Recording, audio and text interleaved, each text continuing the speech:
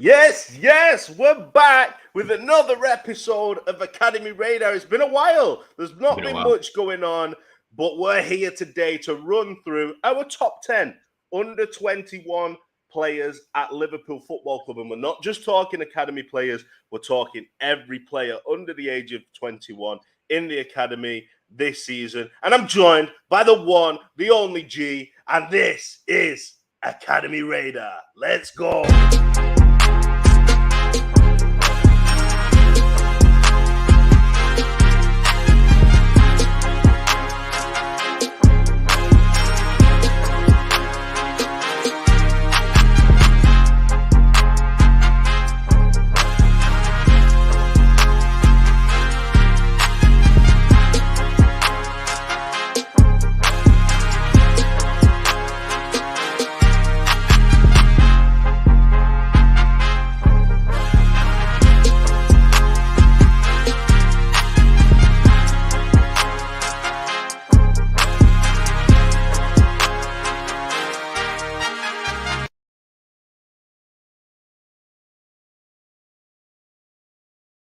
Let's do it. Academy Radar, as you just heard in the intro, my boy, G keeping it G, back in the building. We've got our scouting goggles on this season. G, we're ready to come hard with the academy stuff, aren't we, this season?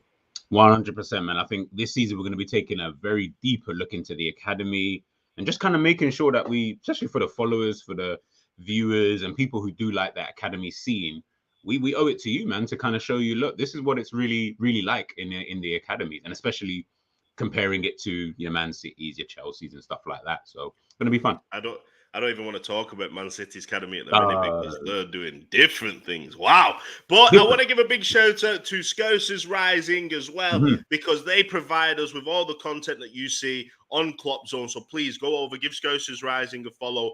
Big up Cammy, who runs that account. Please get involved in the comments. If you're watching this show back, let us know your opinions, because we want to know, what do you want to see week in, week out on this show? But we always start with a little roundup of what's been going on. It's been interesting though, G, because it's under 21s this season. It's not under 23s. The under 18s, it's like new face central. Like, I can't keep track of all these new faces that are flying in. But I'm interested to see not so much the 18s, but the 21s, who can kind of make that step up. They've gone from 18s, gone to 21s. We've got Cannoneer in there, who's a big hope for the future. What are you excited to see this season with the academy teams? I think it is just that, to be honest with you. I think we're now kind of, because I think Liverpool are in this kind of transitional period. I think now where we are looking a bit more deeper at this academy setup, just to kind of see, who do we think is gonna kind of make it? Who are the ones who are gonna make that jump? And I think it's very important this season. I feel, if anybody wants to try and make it into the first team, this year might actually be the year. It might be the year. I'm not going to go into transfers and things like that, but I think that's what G is alluding to. If you're a midfielder in that academy this year, look, strap up your boots, pull up your socks, because you might get a call up, and that's what we're going to touch base on a little bit later. But before we begin, we've got Jerry James in the comments. Yes, JJ, how are you doing? Everyone, big up Jerry. Go over, follow the Jerry James Show, please, because last night we were up late, but we got into some real discussions. If you want real talk, if you want honest opinions, that's the show to go check out. So go hit the likes, subscribe, Jerry James Show. Honestly, you better subscribe now, people, because when he gets over 1,000, 5,000, 6,000, he ain't gonna know you anymore. So you better do it now. Better do it now. The diehards are the ones we know. The diehards we will remember. Just like my guy, Latif Aziz. We will always remember you, Latif, because you are always in the shows. Big up yourself. Cool. Kwanzaa, after that great Euro run, he's saying, yo, Gerald Kwanzaa this season, if we go to a back three, you could see Kwanzaa maybe stepping up. He's trained with the senior squad. I think that's something that we might need to look at, to be honest. I think if we did that, I would definitely have him in, especially these cup games and stuff like that. Why not try him out? Why not? Yeah. Why not? Because we know that Gomez and Kanate ain't really working right now. So Kwanzaa, step up, bro. And last but not least, like I said before, Scousers Rising. Yes, lads, Scousers Rising on Instagram. Please go follow Scousers Rising, because you'll get so much academy news. Also, Cammy's just been made. Let's give him a round of applause. The admin for Kloppzone's Academy. Go on, man. He's in charge of the Academy for Kloppzone. So, Cammy, big up yourself. But let's get into what's been going on in the summer with the Academy team. So, I want to look first at the last game that we've just played. Not a great one. I'm not going to lie. Under 21s against Man City. We got beat 3-0. Not a great one. But it's pre-season, G. Like we say, we don't panic, even though we went into that Fulham game and looked really bad as well. And we said this was going to happen because pre-season, we were trash, but it doesn't matter because it's just pre-season. Is that the way that we go as Liverpool fans now? Pre-season doesn't matter anymore. Yeah, well, listen, when you're losing and playing crap during pre-season, it never does matter, to be honest with you. So when you're in that kind of position, what else can you even say? You're hoping now that the season brings the joy that you didn't really see during the summer. But one thing I will say, though, is just on that point that you made there is when people do say, you know, things like, I get it, obviously, it is just preseason. We're not really taking the results that seriously. I don't think it's really the results that people are looking at. I think it's more, is whatever we're trying to do working? Are there any players who potentially might need a bit more game time? Are there players who maybe you're looking at and think to yourself, you know what, they're just not really ready for this level. So maybe then we should loan them out and stuff like that. And I think for me, that's what I look at anyway during preseason. I don't mind if we lose, but is what we're trying working though, you know? Bro, there's loaning out players and then there's loaning out players. Like, yeah, I feel like everybody has gone out on loan this season. In a little bit, I'm going to run across the bottom all the players that have gone out on loan. I feel like we've nobody left. And players like big players that we thought might play a big part, they've gone out on loan. So we'll touch base on that when we go into our top 10s later. Remember, we're going to review the top 10 under 21 players at Liverpool FC. But let's look at this lineup for the under 21s last game out. I think this is more or less going to be the lineup for this season. It looks like the strongest possible team. So we've got Davis in goal, who we saw in pre-season, played really well for the senior squad in pre-season. We've got Mabaya, who could potentially be Trent's backup, depending on how Ramsey goes. So we've got Mabaya, which is crazy because he was playing under 18s last season. Now all of a sudden he's back up for Trent. But we'll speak about that in a minute, G. We'll speak about that in a minute. Then we've got Lee Jonas, Gerald Kwanzaa, Chambers, Bajcetic, the guy. That's the name everyone's talking about, the name on everyone's lips. Bajcetic, Clark, Kane, Norris, Stewart, and Frauendorf. I'm interested, G, out of that list.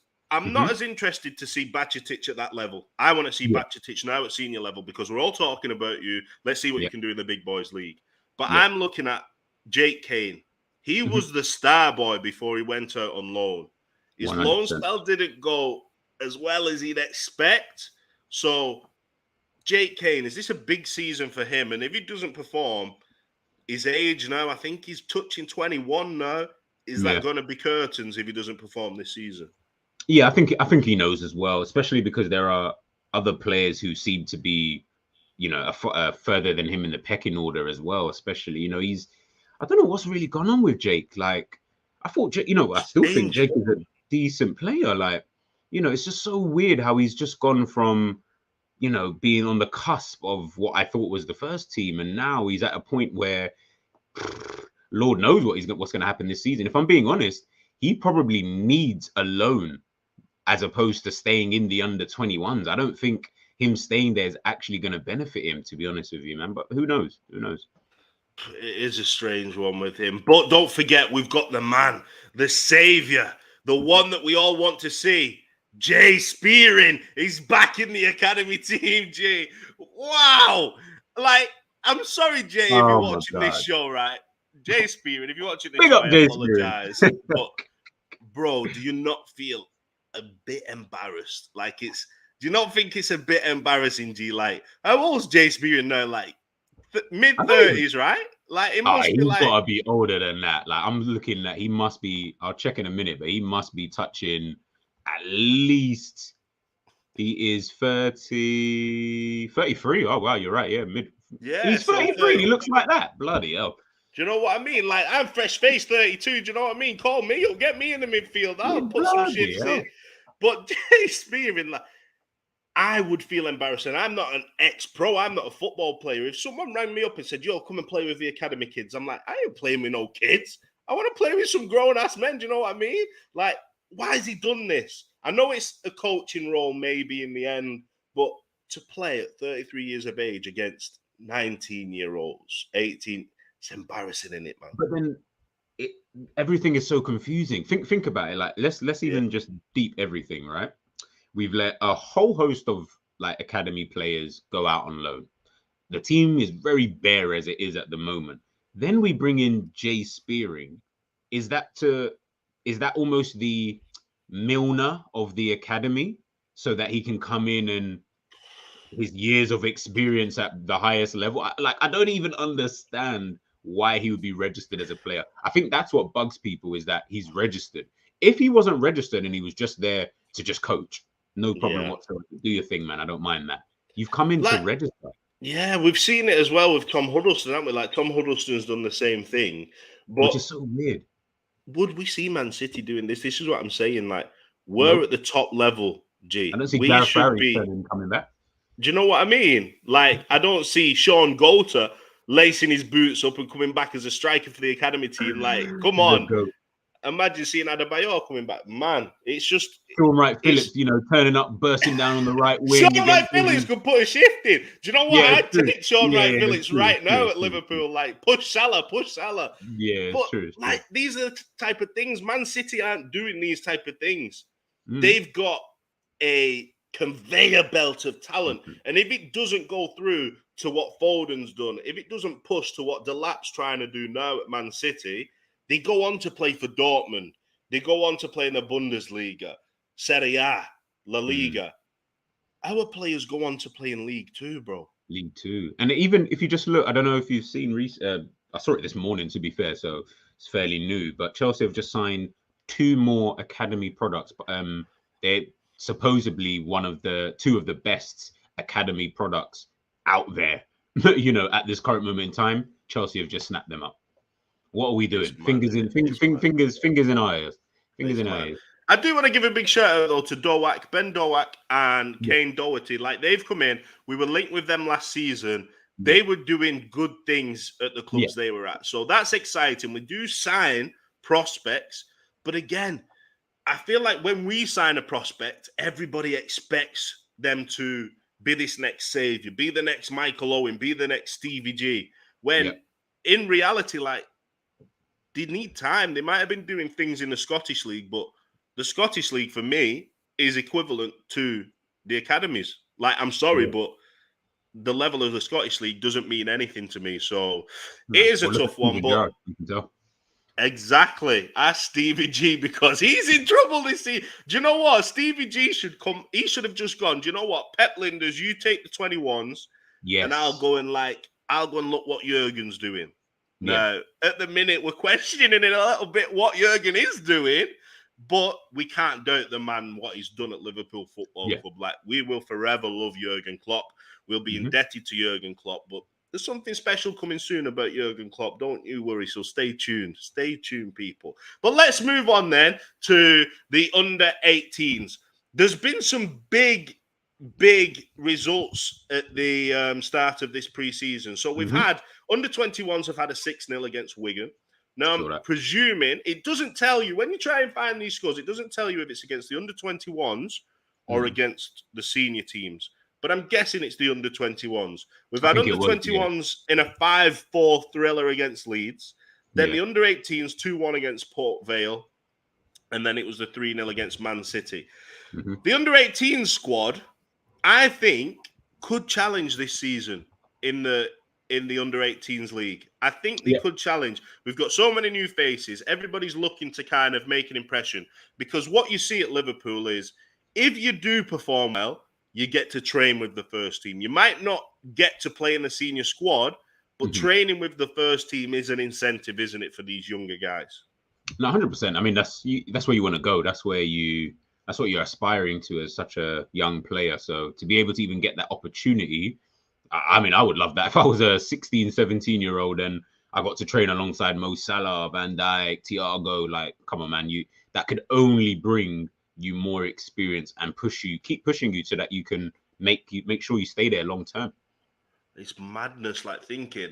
Imagine at 16, 17 years of age, you turn up to train and you see big ass Virgil van Dijk. Like straight away, you're like, shit. But then look at what Wayne Rooney, and I don't like talking about Everton players, I don't like talking about United players, but Rooney's the example for me of age is just a number. Like, if you're hungry enough, if you're physical enough, if you are confident enough, you'll make it as a footballer no matter what age you are. Michael Owen did it when he came into the Liverpool squad. Stevie G did it.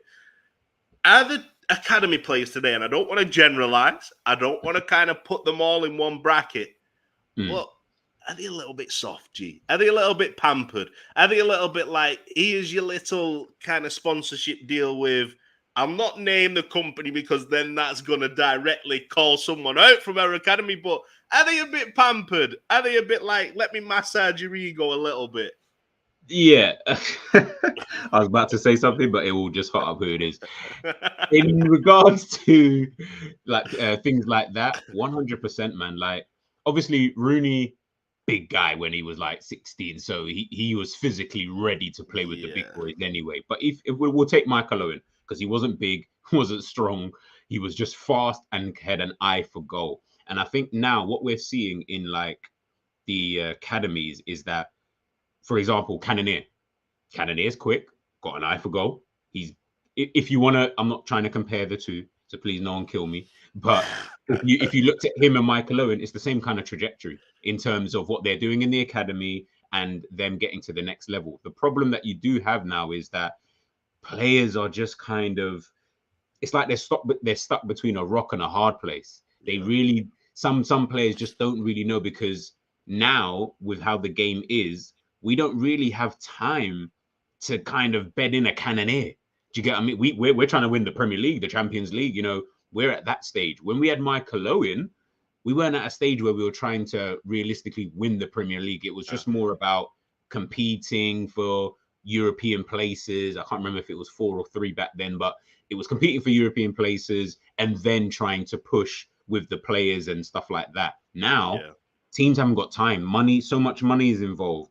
If you look at Manchester City, as great as their academy is, they don't really have time either to bed in some of these players. Hence the reason why most of them just get sold and then you bring them back in later on, which I do think is a viable business option at this current moment in time. I think it's the new age of kind of academies, to be honest with you. I think there's a lot of players that we'd like to see that happen with at Liverpool, but like I said, we will get into that. Do you think with Cannonier, and you brought Cannonier up then, do you think that there's a lot more pressure on academy players now? And I know we talk about pressure. Wayne Rooney was ripping up Argentina. That's pressure. Where like, not Wayne Rooney, sorry. Owen was ripping up Argentina. Rooney was ripping up the Euros. Do you know what I mean? Like, that's pressure. But I mean pressure to make it as a professional at the club, because Michael Owen, we only knew Michael Owen when he came up. Was it Leicester his first game? And then he just absolutely tore it up. I think he got a couple of Leicester goals or Wimbledon? On his, Wimbledon. Like got a couple, it's blue kit. Do you know what I mean? Like, come on, I'm old. I'm going a bit senile right now. But Wimbledon, like, ripped it up, got a few goals, and then we was like, oh, who's this kid? But no, it's like everybody's saying, where's Cannonier? Get Cannonier in the team. Everybody knows these academy players. Is it social media? Is it because we hope there's going to be the next Owen, be the next Gerrard? What do you think it is that adds this pressure right now to academy players? You kind of hit the nail on the head there. I think, remember back then, no social media, so you never saw Michael Owen unless you went to a game or lived in Liverpool. Like, you're not seeing Michael Owen at all. Maybe remember they used to do like the England schools kind of under 16 that competition where it was Northern Ireland, whatever that was. That's really the only time I saw that was on Sky. And that's where I saw all the young players. Other than that, there is no rising ballers, you know, secret scouts and all these pages that we now see who are now showcasing all of these youngsters. The good thing about that is we're seeing a lot more. The bad thing about it is we're seeing it. So it's like, once we've seen it, we're almost like, okay, well, you've been posting this guy for the last 3 years. Why is he not in the first team now? Is he good? Well, he must be crap then, because he's not doing anything. When if we never saw him at all and they just kind of quietly got to do their thing, I think it'll be easier for them to make that transition into first team football. Now we're all looking for the next Mbappe because we've seen Mbappe. We've seen what he can do. Now we all want the next Mbappe. You know, it's a bit too much pressure in my personal opinion. I think that's why this budgeted situation, yeah, it's kind of refreshing because he just came out of nowhere. Like, I'm not going to front with anyone now. Like, I didn't watch him last season. Wasn't around last season. He was named in the squad for pre-season. And I was looking, thinking, right, have we got a new goalkeeper? Like, you know what I mean? Like, I was literally like, I was confused. I was so confused. So then, when I seen his name on the team sheet, then I thought, okay, outfield player. Didn't really know if he was going to be, because he was in that deep lying role. You know, when they announced the team sheet, you're like, are we going to play back five? Is he going to? Is he a wing back? But then he came on in the sixth position, and it's like out of nowhere, you're watching him play. He could have been trash all last season. We don't know. And we would have been like, why is Bajcetic playing? Get him off. And you've got that preconception already then that you don't want him in the team. So if he plays well or not, Naby Keita style, I don't want him in. Naby Keita might get a goal against United. He might score a volley by swinging his right foot like a cricket bat. But at the end of the day, I don't want Naby in the team anymore. But Bajcetic, because we've not seen him before, this is a big chance for him this season, isn't it? 100%. And for me, that's the bit. Like, listen, if my son can go and play for Liverpool when he's older, amazing. But I think I would want to go down that kind, or I'd want to teach him just worry about the football. Yeah. Again, I don't want to say the company because it will hot up who the person is. But don't spend so much time worrying about your fashion, your jewelry, and all these kind of little things on the side. Can't go out looking messed up though. You got to like. Listen, no. I'll have my son. Don't worry. I'll make sure my son's looking fresh. Don't worry. He'll be taking. Trust me, G does. G spends a nice pretty penny on just trainers, by the way, for his son. Nice pretty penny. G spends, you know. Like you don't worry about that. But I think it's more of a case of players of today, like the young players of today. We've seen it, man. Like they're so focused on getting the bag that they're not focused on the actual thing that will get them the big bag that they're actually looking for, you know, in the thing that's actually going to sustain them throughout their career, which is probably why I respect people like James Milner or, you know, people of that kind of ilk who they don't give a crap about any of that. James Milner is a multi-winning Premier League, Champions League. Like, this guy is a winner. I'd rather have that career than some of the other flashier careers that we've seen, you know, with certain players. Like, and I'm looking at them thinking, you focus so much on the wrong things. And look at your career now. You're sitting with the bums now. Sitting with the bums. What I'll say though, it's difficult for these youngsters now, because think of yourself when you're 17, 18, 19. If someone came knocking on the door to you, say if Liverpool came knocking on the door, look, we're going to pay you 4K a week. What? 4K a week? Like, woo! I'll take that right now. That's literally like CEO territory of companies. Do you know what I mean? 4K a week for sitting in an academy, for just playing no crowds, no pressure. And then you're getting deals from different places. I keep wanting to say the name, you know. You're getting deals from different places. You're getting given cars, whatever, given apartments. You're going to get comfortable. If I was at that age, I was motivated when I was young, but that kind of money, that kind of comfort, you don't really push on. That's why it was refreshing to see that Trent still lived at home. Trent didn't want all these flash things. His mum still cooked his tea, still cooked his dinners, his lunches, everything like that. Is it down to the club or down to the individuals now to keep themselves grounded and stay on the grind, even though they've got all this luxury and all this money to play around with?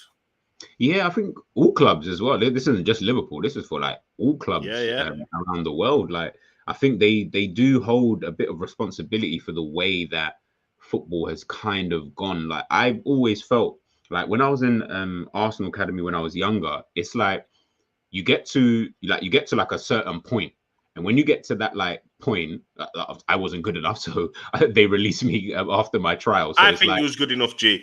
It's on the club. That's on the club, bro. That's on the club. I mean, that's Arsenal, bun Arsenal. Anyway, I think like, you know, when you get to like that kind of level and stage, for example, that's Arsenal. one of the biggest clubs Yeah. just one of the biggest clubs in the world, and especially in England. When I got released, it's almost that level of like, you think to yourself, nah, man, I can't go to like a Brentford, or I can't go to a Fulham and all these. I can't go down there. And the only reason why is because you're looking at it from a stature point of view, from a money point of view, from a just everything kind of point of view. Whereas I feel that players of today need to start, or young players of today need to just start thinking long term.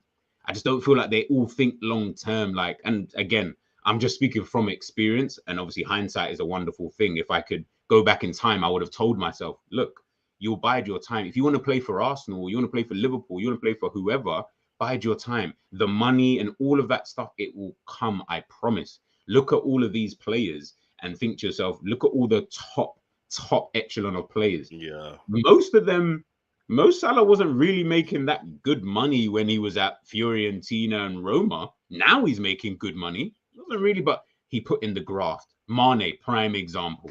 This guy has been underpaid for the last 3 seasons that he was at Liverpool. But guess what? He's been one of our better players. As much as I get onto him and whatever, he's easily still been one of our better players. Why? Because he puts in that graft, he puts in that hard work, and he tries to get himself to a level. Now he's getting paid. Do you get me? Now he's getting paid. He's getting paid. No, he's not. He was never concerned. And I just think clubs need to start doing, like, there should be a minimum. There should be like a minimum academy players should be able to earn. I've always said this. I said they don't need money. I promise you, academy players don't need money. They get everything taken care of. Yeah. Everything paid for. Your job is to go and play football. So the reality is you're not realistically going out there and worrying about, crap, I need to go and buy some clothes for work. I need to go. No. Everything is literally done for you by the club. So my thing is there should be like a minimum, and then progression, almost a progression scheme that then moves you forward. So then it then makes players think, shit, if I'm not at this level, for example, by this point, I don't deserve that money. And then I need to now either put in the work, or I've got to go somewhere else. Yeah. Do you get me? I've got to go somewhere else, like, where the wage might be a bit different. Whatever the case may be, I've got to do something else. But now you're giving academy players 10 grand a week and 8 grand a week. And it's like, this guy's 18. He hasn't even touched the first team, and you're giving him what, 8 grand to do what? And then his next contract has got to now be at least 20 to 25k that he's going to now be on, which is quite a bit for a guy who hasn't really even played that much senior football. You're banking on the fact that, hoping that his next deal is going to put him into that kind of stratosphere. And I just think clubs do need to hold a bit more responsibility on that. Yeah, they definitely do. And having the right people around them as well. Yeah. It's hard because I think a lot of footballers, the parents sacrifice a lot for them. Yeah. I don't think you make it as a big footballer now unless your parents are willing to sacrifice, to travel. So they've always got that kind of well-knit community around them. But you know what parents can get. Like, look at Neymar. Look at Neymar's dad.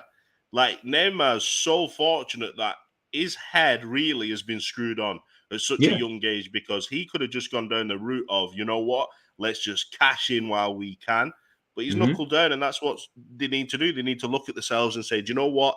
Let's make a career of this. But talking about careers, let's move on to talk about players who've gone on loan. So if we look across the bottom, we've seen before on the last show, Pitaluga, Balagizi, Kametio, Bradley at Bolton Wanderers. We're going to talk big up Bradley for his goal the other day, by the way. This is it. We're going to talk about that in a second, because Bradley might feature in the next part. But Beck's gone out as well. Clarkson, Williams. Have you been interested to see so many academy players going out on loan who were potentially on the cusp of first-team football, rather than the ones that were kind of, I don't want to use the word G, but rotting a little bit in the academy team? I almost forgot about that word. I'll be honest, them going on loan isn't my issue. It's some of the clubs that these players are going to that has been baffling me the most, because now I'm just looking at it from a point of view of, you just wanted them to just go out on loan and just get football, to be honest with you, which, yes, that's what we want them to do. But come on, like, there's a difference between, and no disrespect, but there's a difference between Liverpool and Macclesfield, Liverpool and Crawley. Like, there's a massive difference between the two, where even if they go out on loan and smash it, I don't care. Like, you're not coming back in here and thinking that you can demand a place because what you did well at, and again, Crawley no turn, innit? disrespect to Balagizi and no disrespect to Crawley, but even if he smashed it over there, what does that mean for him coming back here? Yeah. That doesn't even warrant him a place here. It just means we can sell you for more, if I'm being honest with you, which is sad. That's why I always think we should try and have like a what do you call them? Feeder club. Yeah, Like, feeder clubs. That's it. We someone who did have a can- link, didn't we? We were talking about that in the last show Yeah. about having a link with La Liga teams, so they Yes. can go out on loan, get La Liga experience, different culture, different Yeah. style of football. We can get their players in here. That's the perfect thing that clubs should be doing. You're not Yeah. telling me Man City aren't doing that with Bundesliga clubs. Of They're course doing they it are. Bundesliga. They're doing it with they've got Championship. like Championship. They've got teams literally dotted around the world. They've got their hands in all of those things because they understand that, hey, it's not just one place that a player could go to. It's not just England that you can play your football. You might need to go to Belgium or France or Austria, something different. Yeah, I agree. But it's like what you've just said, looking at these loans, Mhm. Crawley Town, Blackpool, Beck even went to for me Aberdeen. too. Like, do you know what I mean? Like, these different teams, I don't think you're guaranteed to rip it up because what happens, you've played elite sport before, you've played football, I've played rugby, which is still elite sport. And I found when I was playing that when you play with a lesser team, you lower your performance to fit in with that team. You don't go to that team and start moving like you're in a Premier League team because they can't handle the way you play. Balagizi can't go to Crawley Town and start fizzing passes around and 1-2, working in triangles, pass and move.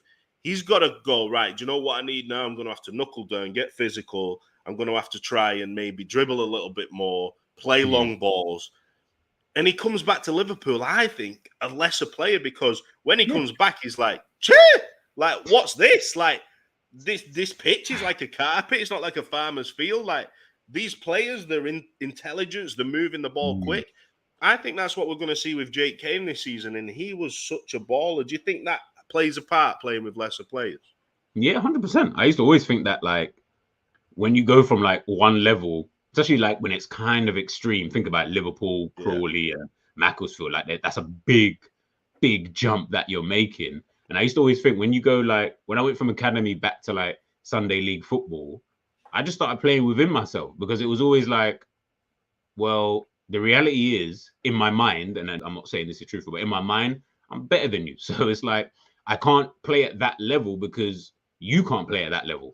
So I'm going to have to play at this level a bit more, meaning, as you said, a bit more physical, a bit more dribbling, and then, maybe do a few things differently because I know that I haven't got a Jack Wilshere next to me who I know is intelligent enough to, do his thing and et cetera, et cetera. So I do agree, man. I think some of them will come back and won't really have progressed that much other than experience.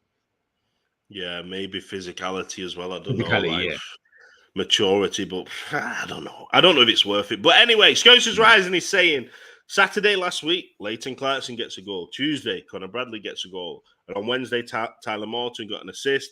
Not a bad start for the lone players. Do you know what? I would expect that. I would expect that anyway because Clarkson's touching first team. Bradley was touching first team. Tyler Morton, I thought might surpass Elliott this season and playing that number 8 role. I really did. So I expect them to go, especially in like League One, Scottish League, Championship, to go and show us that they can be dominant because I wouldn't complain if they played senior football for Liverpool now. So this is what I want to see. I do want to see goals and assists. But that moves us on to the next part of the show, and the part probably everybody's waiting for because you saw the preview. We're going in with the top 10, and we call this bit Klopp That. Now, normally, we give you a player. Normally, we give you someone we might snap up. But today, we're going to go in with top 10 Liverpool players aged 21 and under. So we want to review these Liverpool players aged 21 and under. So we're going to go into this. We're going to jump in. We're going to talk about those loan players, talk about everyone. Me and G agreed for once, I think. I think we agreed for once. Or G just thought, do you know what? I can't be bothered going back and forth in the chat, so I'm going to do it on the show. I think it was the latter. So I could be ready for a little bit of heat here, but we're going to put it in. Let's start from 10 to 6. So our top 10 from 10 to 6, we've gone Frauendorf at number 10, Cade Gordon at 9. Sorry, I have. G's probably thinking, whoa, I didn't. So Chambers at 8, Ramsey at 7, and Bradley at 6. G, would you swap any of that around? Would you move anybody about? Would you see any of those in potentially the top 5? Bradley. Well, I need to see the top 5 again, because there's a player I think should be in there, but I think you've maybe put him in the top 5. So I'll wait until I see that first. But so we pull the top 5 up as well. We'll go top 5 and then we'll jump back to the 10. Okay. So the top 5 was Bajcetic at 5, Morton 4, Carvalho 3, Elliott 2, and Curtis Jones 1. So, this is where we might disagree, but G, go on. Okay, so I would swap. The top 5 can stay the same. That's fine. I probably would have had Frauendorf Kwanzaa.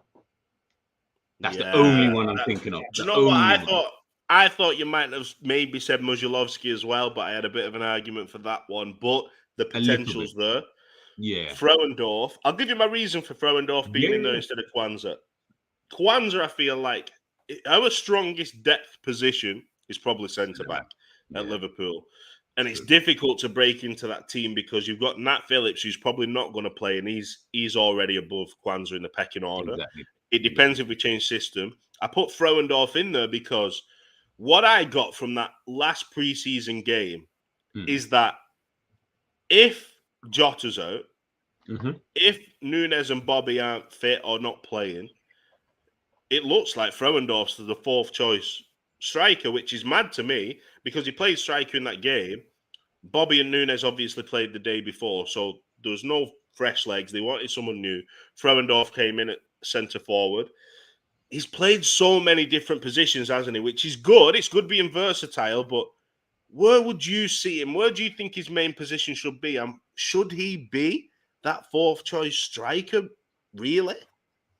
Striker, no, because he doesn't possess a striker's instinct. He doesn't look comfortable as a striker, in my personal opinion.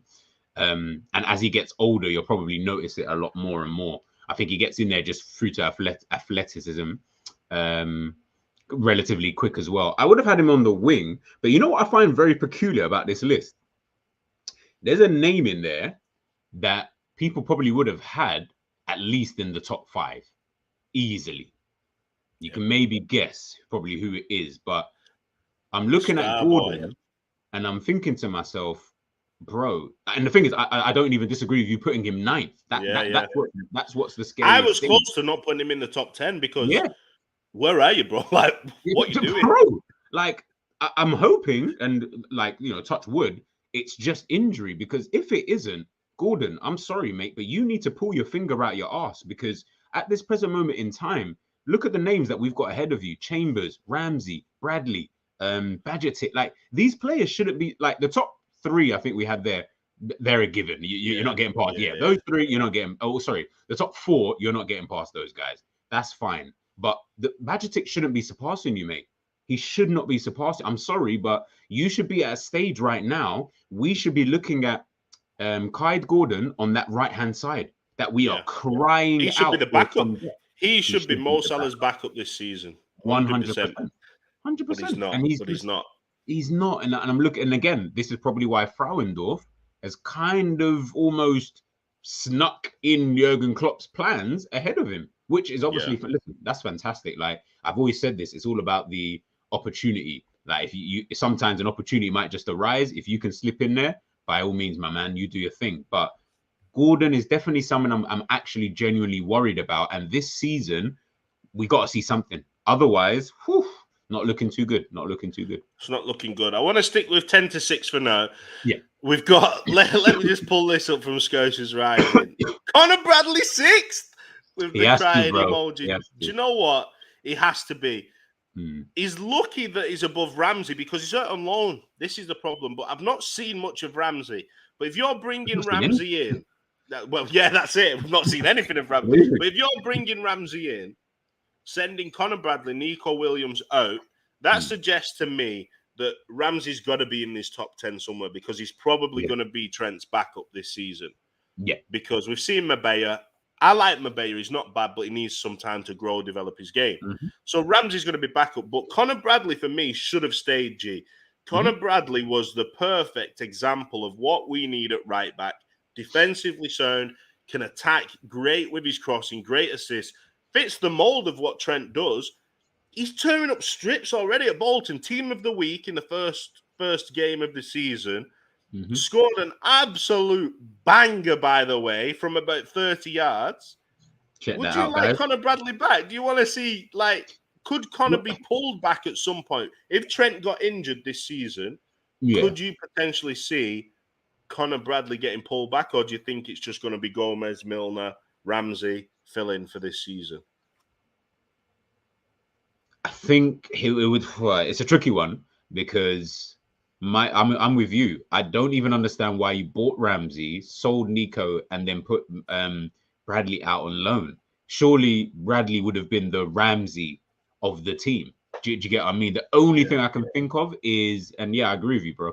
The only thing I can think of is Klopp looked at it and said he isn't going to play enough in this team, and he's happier to have Gomez, Milner as cover for now. Give maybe Bradley one more season at a higher level than he was playing the season before. Next season, though, Bradley cannot go out on loan. That's the only thing I'll say. He cannot go out. If he goes out on loan, sell him. I'd rather you sell him because it's pointless now. And Ramsey, what do we do with him when he comes in? I don't even understand what that whole deal was even about. I'm so confused with some of these deals. I really don't get it. Where's Ramsey going to play? How's he going to get game time? Because if we're not playing Gomez at centre-back, cup games, Gomez is going to play at right-back.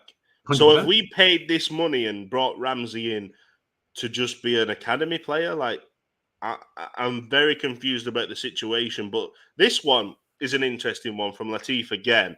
Sepp just needs one more very good loan move and he'll prove to be one of our best youngers. Now, Sepp Vandenberg isn't eligible for the academy system this season, so he's in the senior squad.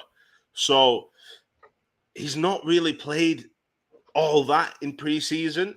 Nah. Is he a centre-back now, G? Or would you say he's more of a wing-back, right-back? Where would you put Vandenberg? And do you think he's going to be the player that everybody thinks he's going to be, if we're brutally honest? I feel like he's like a wing-back now, to be honest with you. So maybe Klopp's looking at him to deputize. He's another one in a very weird position because I don't feel that he's at the level where you're going to say, for example, we've got Nat Phillips. I'm having Nat Phillips over, over him any day of the week. 100%. I'd rather have Nat Phillips in there. So then what does that leave him? Do you get what I mean? Because if you are saying right back, which is the only other position I think he can get in, what does that then mean for Ramsey? What does that then mean for Gomez? What is that none of this is really making sense to me. I'm actually really confused now. What is going on with this whole academy? Because we thought we didn't have depth at right back, but now when you look at it, it's like we've got a lot of maybe players at right back. Sepp, maybe. Gomez, maybe. Milner, can do. Mabea moving up. There's just a lot of players who are fighting for that second place, deputizing Trent. Whereas if Bradley was there, you'd be like, Connor Bradley, nailed on, can do the job, proven, tested, trialed. He's back up for Trent. It's that simple. You know what it is? It's a bit like Nico. I'd get Nico, bro. It's like this, yeah. The way I look at elite clubs, anyway, how I kind of see how they like to do it. Unfortunately, Trent is only 23, which I think messes up quite a lot in this situation because really, Trent. Let's say we still had Nathaniel Klein. Let's just say Nathaniel Klein had stayed and he turned into this banging right back, blah blah blah blah. It technically should be Nathaniel Klein, Trent, and then you have a Bradley, whoever you want to whichever youngster. The reason being so that when Klein goes, you've already got your replacement in Trent. When Trent is, needs game time and, little things like that, then you bring in your Bradleys. But all of these players still get enough time to potentially go out on loan or be a part of the squad. Now you've got a situation where the best right back in world football is 23. Yeah. So who do you even sign now? Because you either sign someone super old to play there who doesn't mind sitting on the bench, and then you have to get someone really young like a Ramsey to just be happy to just be here. And I think that, maybe I can feel it a little bit for Klopp and for Liverpool, is that they're probably stuck between a rock and a hard place because Trent is so young. Trent's got at least 10 more years. 10 years, right back. It's mad. Minimum. So if we're saying 10 years, is there even a point to have a Bradley or a Ramsey or a... If you're Bradley, do you think, right, this loan spell at Bolton's going well, maybe I'll look for a permanent move? Yeah. Again, it goes back to what we were saying about at the beginning, which is about almost like the model of like a Chelsea and things like that. And listen, people cuss Chelsea's model, but they make some real good money off of these players. Yeah. Sell buyback clause. If you genuinely believe that this might be the player, Sepp Vandenberg, sell him straight away. But if you feel that he's going to develop in a couple of seasons, and this is where you can actually put to test what you think, if you believe he'll be good, let's get the buyback clause. Just like we've got with Brewster, just like we had with Ibe, just like we've had with various other players. Exactly. Get the buyback clause, because you just never know how. Because if they don't develop, thank God they've gone. Yeah, do you get what I mean? Like, you're happy that you've got some money for them. Like a bit like Brewster, and big up Brewster, but like look at how his career is kind of going at the moment. He's not really progressed in the slightest. So I'm looking at him thinking, yo, I'm happy we got that money for you, because that was a lot of money for a guy who hasn't played football. Do you get what I mean? In it. Like, when you look at the stature as well of Liverpool players, buyback clauses, sell-on clauses, they're going to go for money because the names, like Harvey Elliott, what's he really done in a Liverpool shirt? Not much, but then if someone was come to buy Harvey Elliott, you're going to pay the same price, I think, for an Elliott that you would pay for Conor Gallagher, who's proven in the league. Yeah, 100%. You're going to pay the 100%. same price. Like, he's going to be big bucks. Like, I'm talking 30, 40 million. I'm saying 40. I'm saying 40 million. It would be, if someone came in 40 million, I reckon Liverpool would start to think and sit down and wonder, do we really need him? It's true. But what I want to do before I move on to the top 5 and talk about those, because that's the important group in my eyes, are there any of these? Choose one of these players that you think maybe will secure a first team place more regular this season, or be given a chance more than the others. I'm going to go with... I'm going to hang my hat on Chambers.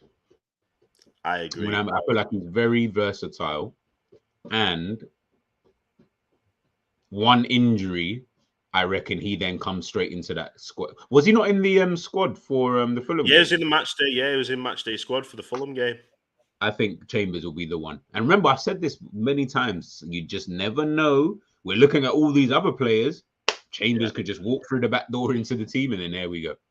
Yeah, this is what I said to you, isn't it? Like, Chambers, look at him, set piece specialist, local lad, knows everything about the club, captained the academy sides, left back, centre back, can play in both positions, knows what his role is as well. He's not one of these Frauendorfs or Norrises who plays left wing, right wing, centre mid, striker. He knows I'm a left back or a centre back. He was a mainstay in that England under-19s Euro squad that went on to win. Like, Chambers this season, for me, like you said, if Robbo or Tsimikas get injured, he's the guy to step up. We were all talking about Owen Beck, but Chambers is going to sneak in, just like Morton did last season. I think we might see a lot of Chambers this season. But we've got to say, Ramsey is probably the nailed on. If Ramsey's the guy that we think he's going to be, like, I get Kieran Tierney vibes a little bit when I think about, and I've not seen him play, but the way I think about him, he was injured when he came to Arsenal, but then that Scott grit, like they've got that grit about them. They want to play football. They're not high maintenance. They're not bothered about the glitz and the glam. They just want to nail down a football play. So we could see good things from Ramsey, but it's this group that we actually want to talk about. The big name boys. of the show, that it's the big boys. Like, look, let's just pull this up because we said it at the beginning of the show. Give Bacetic the game time. Yes, So, gee, I know we touched on this a little bit last night on JJ's show. Yeah. If we don't sign anyone, and that's the if we don't sign anyone, because I know you got a little bit like, yo, we need someone in right now. Like, we need. If we don't sign anybody, is Bacetic your backup for Fabinho? Fabinho doesn't play. Bun Milner, Bun Henderson in a 6. Bun all of them. Bacetic, does he come in and play 6 backup for Fabinho? Has to. As in, he has to be the very first person that Klopp looks to and says, you are playing. If Fabinho is injured, he's tired. Even, for example, let's say on Monday we are 2-3 up, 60 minutes, you bring on Bacetic. You have to start using these players. Klopp talks and talks and talks and talks. Yeah, I've got all these youngsters. Start trusting them now. Because now all eyes are on you this season to see if you actually back your word. If we don't see Bacetic in my personal opinion, if I don't see him in a minimum of 5 to 6 Premier League games, I'm asking questions. Because then what was the point of giving him a new deal?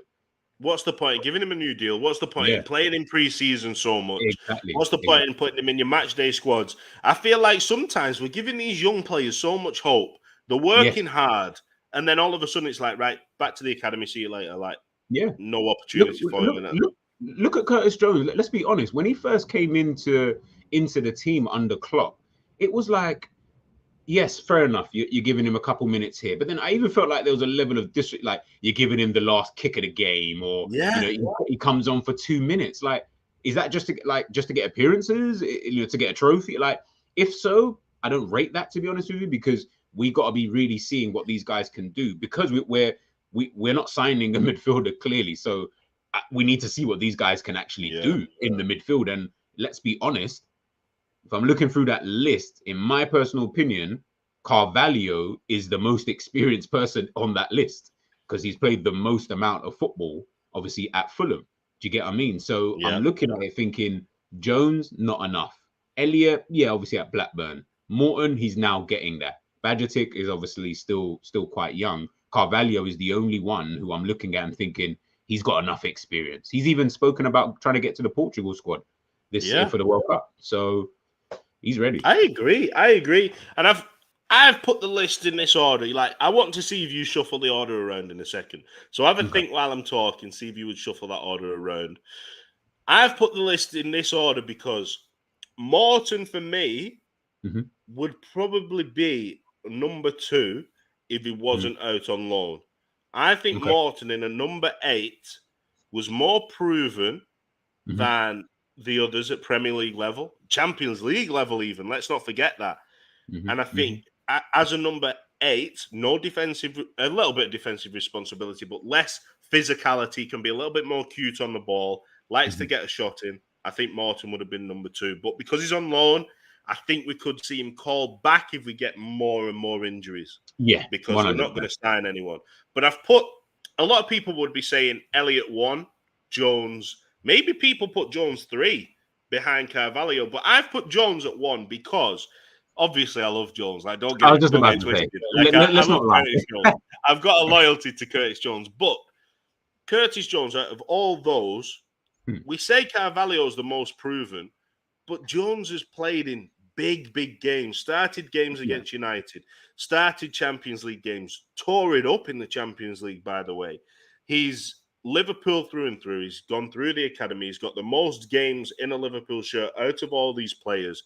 He's progressively got better, but he's just not used in the right way. And I feel like that's his biggest worry, is that he's never going to be played in the position that would showcase what he's about the most. So that's why I put him at number 1, because potential-wise, if we had a final tomorrow and I had to choose one of these players, I'd probably put Jones in there because I'm getting consistency. I'm getting somebody who's going to do a job for a team. someone who can produce the goods if we need to, can turn the game on its head with a bit of skill. So that's why he'd make it in there. But what would your order be? 5, 4, 3, 2, 1. 5 will keep Badger Tick in there. I still think he's so young. I don't want to put him too high, and it turns to be a bit of a dud. 4, Morton is on loan, so but I do think that if we got an injury crisis, like let me take that back. If we got more of an injury crisis, then Morton will be the first person he calls back 100%, especially between him and Clarkson. He's definitely calling Morton back. It's 3-2-1. I would probably have Carvalho 1, Elliott 2, Jones 3, because I just look at Carvalho and I just think to myself, listen, he's luckier than Jones because he's just come in, so he's probably allowed to express himself a bit more.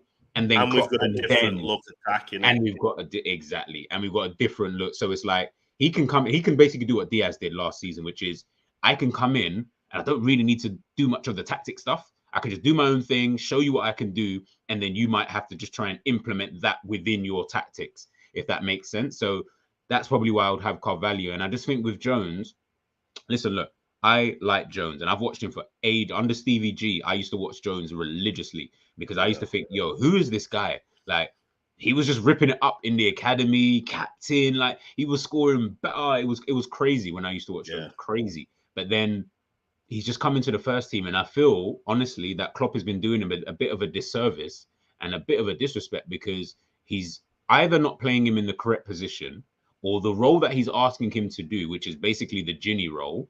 That's not Jones's game. We know what Jones can do. We know what Jones can do. Why can't we see that? At least, you know what? Even if Klopp had said we see that for a while, doesn't really work. No problem. We hold our hands up and we say, all right, maybe he has to go into another position, but we haven't even really seen it. So we get those Porto games, we get your Everton games, but I know for a fact he is not doing that for 5 games in a row. No way. Even if he played 5 games in a row, he ain't doing it because it's just consistency. Do you know what I mean? Because he hasn't been able to show it.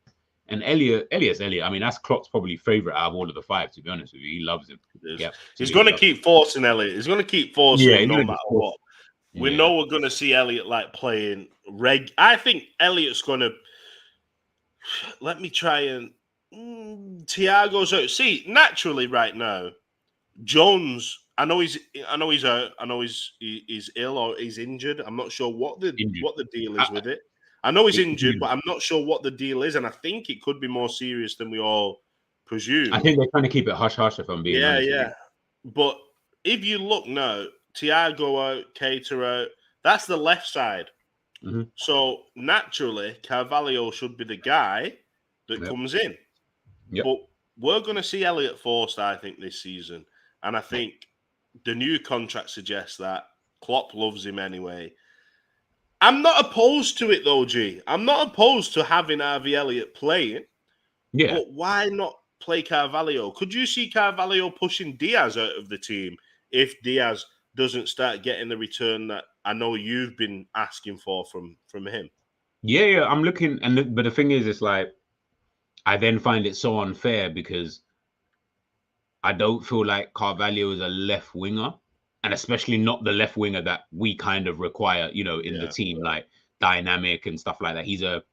We keep saying it, he's Coutinho. He's like Coutinho's like reincarnation. Do you get what I mean? So Coutinho, yes, could play on the left-hand side, but more of a left central midfielder than anything, if that makes sense. So I'm looking at Carvalho and I'm thinking he probably will fight with Diaz. I think that's going to be the natural swap between the two.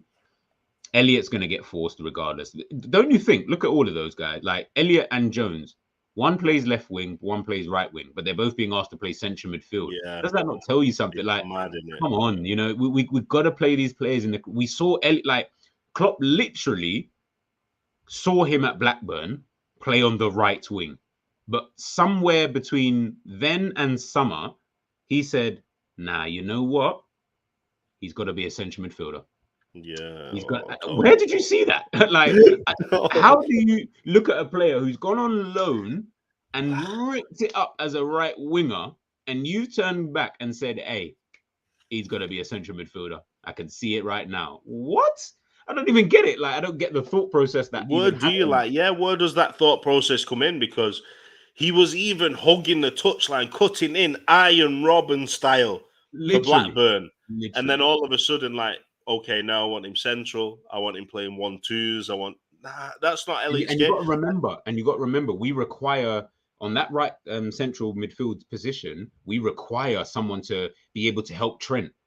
Yeah, Listen, I'm not confident at all that he can do that side of the game. So then, what? He's a very good going forward, but what happens when Trent is 2v1 and Mo Salah's still up there, and we needed that? What happens then? And I don't think he's disciplined enough to be able to do that. Maybe he develops that. I don't know.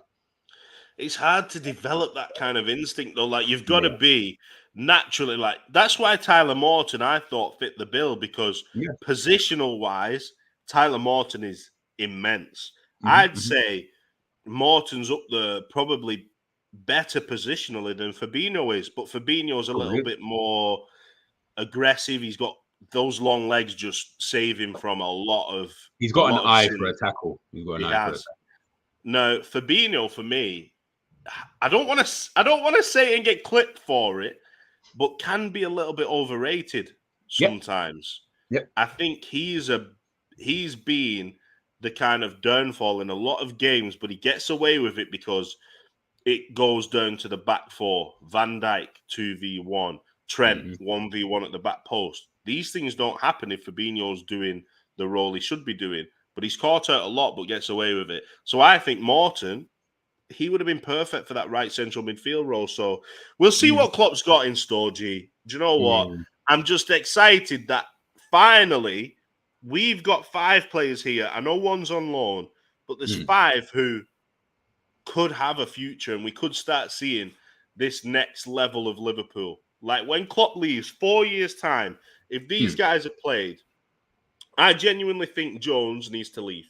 And I love Jones, but I genuinely think he needs to go and find a club where he can express himself because he'll be top class.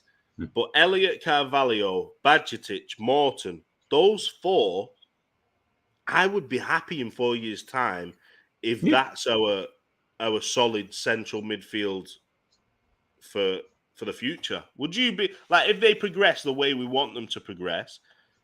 Are you happy with that, or do you think we need to bring in like a Gavi, a Pedri, just someone young, someone top class, or are you willing to give these guys the time to develop? I'm willing to give like the 4 that you just said there, because I would have had it like in a hindsight world. Badgetic, if you're gonna play 3 in the midfield like we do now, Badgetic, and then you've got Morton, and then you've got Elliot, and then or Carvalho, yeah. Carvalho, whichever one that you want to kind of play between the two. But the way I look at it is we are hoping that in 4 years' time, these are the guys that are going to basically be the whole new midfield. Absolutely fine. The problem that we are having at the moment is that we've currently got a midfield who is obviously quite well, with 2 of them at least that are elite level or Yeah. playing at a somewhat elite level. The problem is now you're trying to then bring in your Badgetic, your Carvalhos, your Elliots, your Yeah. Jones, and stuff like that, and try and put them in there with these guys.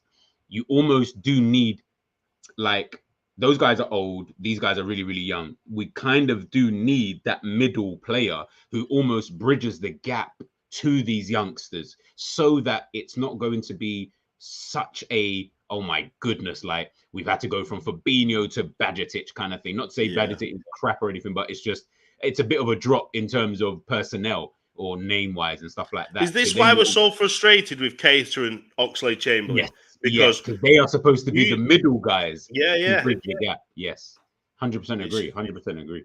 it is madness. They need to step up, and not just in a Mm. sense of because Cater to me doesn't even look like he can inspire the youngsters. He Nah, doesn't look like he's going to go, look, this is the level. He doesn't look like. I don't want to say he's not a fighter because we see like his pressing is relentless. he press as well. His Yeah, tackles, his stats, they do speak volumes. But when he's on that pitch, he just looks like someone who's timid, a bit afraid to just give someone a bollocking. Do you know what I mean? Like, where Thiago would look at someone and go, "Come on, bro." Hendo would literally scream at someone. If those are out the team, we've nobody that's going to step up. Oxlade-Chamberlain, you're old enough, experienced enough, ex-England international. You should be the guy now that's not laughing and joking and doing FIFA reveals and handing people out the FIFA boxes and saying, "Oh no, why is my rating only 76?" Bro, you're lucky your rating's that, because your rating now, I'm sorry, it should be 60s because you've done nothing in years. True. So I don't need a guy that can do kit launches. I don't need a social media face. I need someone that's going to go to Jones. Yeah, literally. I need someone who's going to Jones, Elliott, Carvalho. Let those guys do this and say to them, "Look, this is how we play at Liverpool. I'm closer to your age. These guys are about to leave. It's up to me now to be the leader, the kind of voice person you can go to once these guys leave." But I think Ox still sees himself as one of these young guys. Yeah. I don't think he sees himself as someone who needs to step up. Yeah. And you've literally said everything there, man. Like, I think that's why us as fans are so on to players like your Oxes and your Keiters, like Hendo's, even like kind of, but more Ox and Keita. That's why we get onto them, because you're supposed to be the gap between, Thiago and Bajcetic. Like, there shouldn't, you're supposed to be there so that we can literally transition into you, and then it should be seamless. It literally should just be a seamless transition, but you're not even here. So then now we are literally going from Fabinho to Bajcetic, and you're thinking, come on, it's unfair on Bajcetic. Like, we're going from world-class Champions League winners to academy players. Like, with no experience. Right. I'm sorry, that is not right, and I don't think that that's how it should. Listen, it's not Klopp's fault that these guys decided to be bloody injured. Well, who knows? But it's, at the end of the day, that's why we look at these kind of players and we do think to ourselves, look, you've got to go.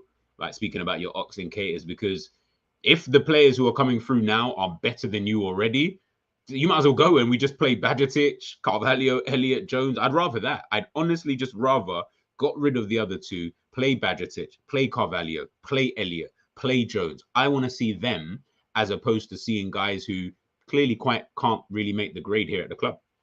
They can't make the grade at the club. And that has been the section that we call Klopp That. Now, we're going to bring that every week, so make sure you stay tuned to Klopp That every week. It might be a player that we've seen at an academy, might be a player we've seen elsewhere, it might be someone like a Barcelona, like the likes of Gavi. We might cover these players because, like we said, it's Academy Radar. We're looking at youth, young players. We're going to give you a bit more of an insight as to what is going on in the academy system. But it's been a great show. Back on the academy grind, G. Early Friday mornings. You can find us here every time. G, you looking forward to this weekend? Do you think we'll see some youngsters playing? Yeah, I am looking forward to this weekend, actually. I'm looking forward to this whole Premier League fixture with the seniors and the academy teams, actually, to be honest. I think it's going to be interesting. After this weekend, we're going to get a lot more answers to the questions that we've been asking. I think that's what's going to happen. We sure will. They might be bad answers. They might be good answers. So stay tuned, because we are definitely going to be coming back and giving you an honest opinion. Big shout out to Scousers Rising. Fantastic show. We appreciate that. Cammy, make sure you're checking Scousers Rising out. But G, let everybody know where they can find you on socials. G, keeping it G, Instagram, Twitter, TikTok. Find me on Kloppzone, on Academy Radar, Prem Heads. Something new is coming out very soon. Today. Let's just say it, G. Today we're going to drop something, so stay tuned. It might not even be Kloppzone related, but we can guarantee it's going to be sport related, and you ain't going to want to miss it. So make sure you stay tuned for that. All G's links are in the description to this video. They're in the caption. So please go check that out. Give everybody a follow. Hit these likes, people, because we need a bit more engagement. Subscribe. We're bringing you these shows weekly. We want to touch base with every part of Liverpool Football Club. That's why we're doing this. So thank you, everyone that's been involved in the comments. Thank you to G, because you killed it yet again. But this has been Academy Radar. And as I end every show, you'll never walk alone. Peace!